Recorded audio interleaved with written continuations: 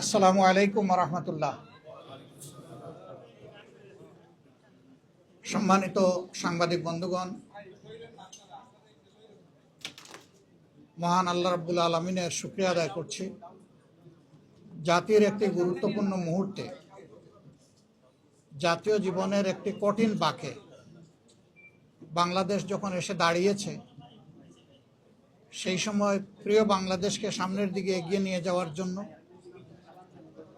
একটি শোষণ বৈষম্যহীন, দুর্নীতিমুক্ত, মানবিক বাংলাদেশ গড়ার জন্য ন্যায় এবং ইনসাফের ভিত্তির উপর সমাজকে দাঁড় করানোর জন্য অঙ্গীকার নিয়ে, আপনারা জানেন এতদিন ধরে 8টি দল একসাথে আমরা কাজ করে আসছিলাম। এই দলগুলো সকলেই এখানে উপস্থিত আছেন প্রতিনিধিরা।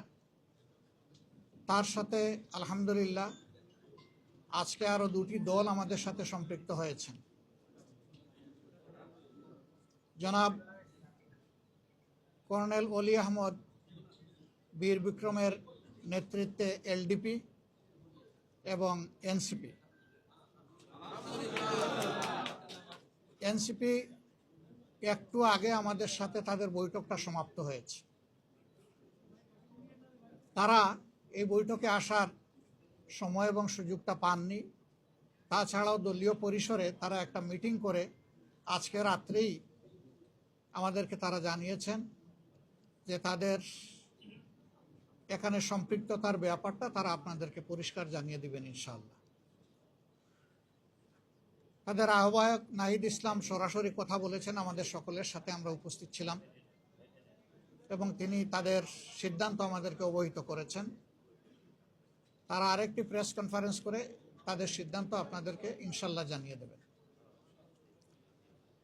আমরা কিসের ভিত্তিতে একত্রিত হয়েছি?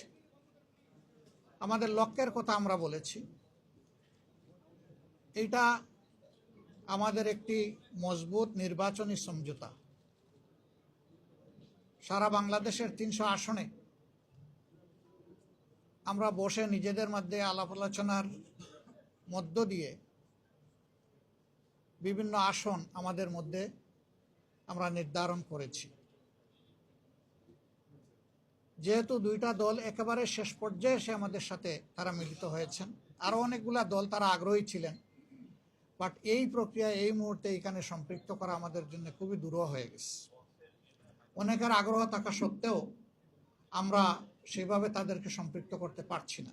আমরা তাদের কাছে দুঃখ প্রকাশ করছি, কিন্তু জাতীয় জীবনে ইনশাআল্লাহ আমরা তাদের সাথে একসাথে কাজ করব এই জাতিকে গড়ার জন্য ইনশাআল্লাহ।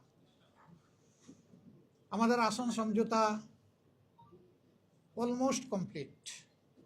সামান্য একটু বিষয় যেগুলো রয়েছে, আমরা আশা করছি এইটা নমিনেশন ফাইল করার পরপরই আমরা সেটাও ইনশাআল্লাহ আলাপ আলোচনার ভিত্তিতে সুন্দরভাবেই সমাধান করতে পারবো। আপনারা দোয়া করবেন, এই ক্ষেত্রে কোনো সমস্যা হবে না। এই ব্যাপারে আমরা খুবই আস্থাশীল। সাংবাদিক বন্ধুগণ, আপনারা জাতির বিবেক এবং মিডিয়া জাতির দর্পণ। আমরা কোন পর্যায়ে চলে গিয়েছিলাম আমরা সবাই জানি। আল্লাহ তাআলার বিশেষ মেহেরবানি 24-এর গণবিপ্লবের মধ্য দিয়ে, গণ আন্দোলন, গণ অভ্যুত্থান, যেভাবে বলুন, তার মধ্য দিয়ে কার্যত এই জাতি স্বস্তির নিঃশ্বাস ফেলেছে এবং নতুন করে একটা আজাদির আশা অন্তরে পোষণ করছে। এই বিপ্লব পরিপূর্ণতা পেয়েছে 24-এ এসে, কিন্তু ত্যাগ এবং কুরবানি শুরু হয়েছে 2009 সাল থেকে। তৎকালীন বিডিআরের সদর দপ্তর পিলখানায় যে মর্মান্তিক হত্যাকাণ্ড সংগঠিত হয়েছিল, যেখানে বাংলাদেশের কমিটেড 57 জন অফিসার তাদের জীবন দিয়েছিলেন। এরপরই একের পর এক বিভিন্ন দল, আলেম ওলামা, সিভিল সোসাইটি, সাংবাদিক সমাজ, এক কথা কেউ বাকি নাই, সকলের উপরেই নির্যাতন নিপীড়ন গিয়েছে। এখন জাতি একটা দীর্ঘস্থায়ী মুক্তির দিকে আগাতে চায়, শান্তির দিকে আগাতে চায়, একটা সুশৃঙ্খল জাতি হিসাবে আত্মপ্রকাশ করতে চায়। এবং আমাদের যুব সমাজের যে প্রত্যাশা, যেটার জন্য বুক চিতিয়ে তারা লড়াই করেছিল, জীবন দিয়েছিল, তাদের প্রত্যাশা পূরণ এখন আমাদের দায়িত্ব। আমরা আজকে মহান রবের দরবারে সেই সমস্ত আল্লাহর বান্দাদের জন্য দোয়া করছি যারা জুলুমের হাত থেকে দেশকে বের করে আনার জন্য লড়াই করে জীবন দিয়ে দুনিয়া থেকে বিদায় নিয়েছেন। আল্লাহ তাদেরকে ক্ষমা করুন, তাদের উপর রহম করুন, আল্লাহ তাদেরকে শহীদ হিসাবে কবুল করুন।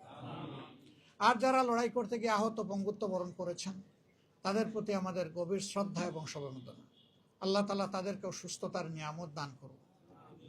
এত মানুষের লড়াই সংগ্রাম আত্মত্যাগ এর মধ্য দিয়ে আজকে জাতি যে জায়গায় এসে উপনীত হয়েছে, ঠিক 1.5 মাসের চাইতেও কম সময় আমাদের হাতে রয়েছে জাতীয় নির্বাচন অনুষ্ঠানের। আমরা অঙ্গীকারবদ্ধ এই নির্বাচনকে সুষ্ঠু করতে, গ্রহণযোগ্য করতে আমাদের পক্ষ থেকে আমরা সর্বাত্মক সহযোগিতা করব এবং আমরা চাই নির্বাচনের যে তারিখ ঘোষণা হয়েছে তার কোনো হেরফের না হয়ে এই তারিখেই নির্বাচনটা অনুষ্ঠিত হোক। আপনাদেরও সহযোগিতা এই ব্যাপারে খুবই প্রয়োজন। আমরা আশা করছি সরকার একটা সুষ্ঠু নির্বাচনের জন্য তাদের যে করণীয়, নির্বাচন কমিশন এবং সরকার সেই দায়িত্ব তারা পালন করবেন।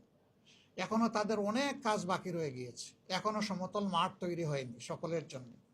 সেই মাঠ তৈরির কাজটা হচ্ছে সরকার এবং নির্বাচন কমিশনের। তারা যে কোনো ধরনের লোভ লালসা ভয়ভীতি এবং কারো প্রতি কোনো ধরনের আনুকূল্যের ঊর্ধ্বে উঠে তারা তাদের দায়িত্ব পালন করবেন। সাংবিধানিক নৈতিক দায়িত্ব এটা আমরা এবং জাতি তাদের কাছে প্রত্যাশা করে। এর যে কোনো ধরনের ব্যতিক্রম এই জাতি মানবে না, কারণ এই ব্যতিক্রমটাই তো আমাদের জীবন থেকে অনেকগুলো বছর খেয়ে নিয়েছে। 3টা নির্বাচনে এই যে এখানে যারা উপস্থিত, আমি বিশ্বাস করি অধিকাংশই আপনারা কোনো ভোটই দিতে পারেননি। আমরা তো জীবনে 2-4 বার ভোট দেওয়ার সুযোগ পেয়েছি, আপনারা পানই নেই। এইভাবে আমাদের ভোটের অধিকার হরণ করে নেওয়া হয়েছিল। আগামীতে আমরা ওই ধরনের কোনো প্রক্রিয়া কেউ করতে গেলে কোনো অবস্থায় আমরা এটা বরদাস্ত করব না। আপনাদের ভোটের জন্য, সকলের ভোটের জন্য আমাদের লড়াই হবে একেবারেই ইস্পাত কঠিন। এই ঐক্য জাতীয় ঐক্য হবে। আপনাদের সাথে মিলেমিশে, এই জেনারেশনের সাথে মিলেমিশেই আমরা একটা সুষ্ঠু নির্বাচন আদায় করতে চাই ইনশাআল্লাহ।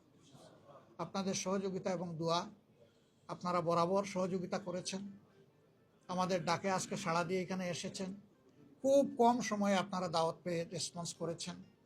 আমরা এই জন্যে গভীর কৃতজ্ঞতা জ্ঞাপন করছি, আপনাদেরকে ধন্যবাদ জ্ঞাপন করছি এবং ইনশাআল্লাহ আপনাদের সাথে সময় সময় আমাদের এই যে সমঝোতা, এটাকে ঠিক ওই অর্থে জোট বলুন আর না বলুন, আমরা কিন্তু জোটের চাইতে আরও মজবুত, আরও ঐক্যবদ্ধ। এটা নিয়ে আমরা আগাবো। আপনাদের সহযোগিতা আমাদের সাথে থাকবে জাতীয় স্বার্থে, দেশের স্বার্থে, মানুষের স্বার্থে, মানবতার স্বার্থে, দিনের স্বার্থে। সবাইকে ধন্যবাদ। সবাই ভালো থাকবেন। আল্লাহ তাআলা সবাইকে ভালো রাখুন। জানবেন, ডিটেইলসটা জানবেন। আমি বলছি অল্প একটু আমাদের বাকি আছে, আমরা অতি সত্বর আপনাদেরকে তা স্পষ্ট করে দেবো ইনশাআল্লাহ।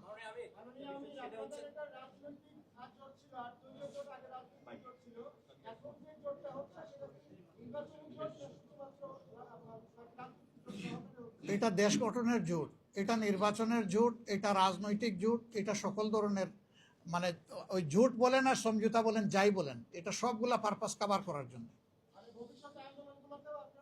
আমরা আশা করছি একসাথেই আমরা করবো ইনশাআল্লাহ। দলীয় কর্মসূচি যার যার অনেকগুলা থাকবে, তারপরে ন্যাশনাল ইস্যুতে যেখানেই প্রয়োজন আমরা একসাথে করবো ইনশাআল্লাহ। এখন এটা জোট না 8 দল না, আজকে ইতিমধ্যে ঘোষণা যেটা 10 দল তো হয়ে গেছে, 10 দল হয়ে গেছে ইতিমধ্যে। 10 দলীয় নির্বাচনী সমঝোতা। সেটা হচ্ছে আপনারা বলছিলেন যে শেষ মুহূর্তে 2টা দলকে আপনারা যোগ করেছেন, আর অনেক দলে যোগ করেছিল। যাদের সাথে আপনারা কাজ করতে পারবেন না, তারা আপনাদের সাথে যদি কাজ করতে চায় কোন প্রক্রিয়ায় কাজ করতে পারবে? এক, এই আসন সমঝোতা, যেগুলো অনেকে অনেক কথা বলতেছে, আপনাদের মধ্যে অনেক বিভেদ ছিল, অনেক ঝামেলা ছিল, ফাইনালি আমরা আপনাদেরকে এক আসনে দেখলাম। আপনারা আসলে জোটগুলোর মধ্যে কতগুলো আসন বন্টন করতে পারেন? আগামী নির্বাচনে আপনারা ক্ষমতায় আসবেন, এই কতটুকু নিশ্চয়তা আছে? এখানে কোনো একক দল কোনো আসন বন্টন করবে না। আমরা যেখানে যার ন্যায্যতা তার ভিত্তিতেই আমরা আলহামদুলিল্লাহ আসনগুলো হাতে তুলে দিব। সবাই সবাইকে তুলে দেবে। এখানে নির্দিষ্ট কোনো দল কাউকে তুলে দিচ্ছে না। আরো তো একটা সময় আছে, এখন নতুন করে যদি কোনো দল আসতে চায়, আমরা আরো কয়েকটি দলের নাম শুনেছি, তাদেরকে আপনারা কি অ্যাকসেপ্ট করবেন কি করবেন না? আমরা সবাইকেই কবুল করব, কিন্তু এই সময় অ্যাকোমোডেট করাটা আমাদের জন্য কঠিন হয়ে যাবে। তারপরেও বিশেষ কোনো বিষয় থাকলে আমরা আমাদের মধ্যে আলোচনা করব প্রয়োজনে। ধন্যবাদ আপনাদের সবাইকে, অনেক ধন্যবাদ। আপনারা জামাত ইসলাম সর্বোচ্চ কত আসন ছাড় দিতে পারে? হ্যাঁ, সেইটাই তো আপনি চাচ্ছেন এত সময়।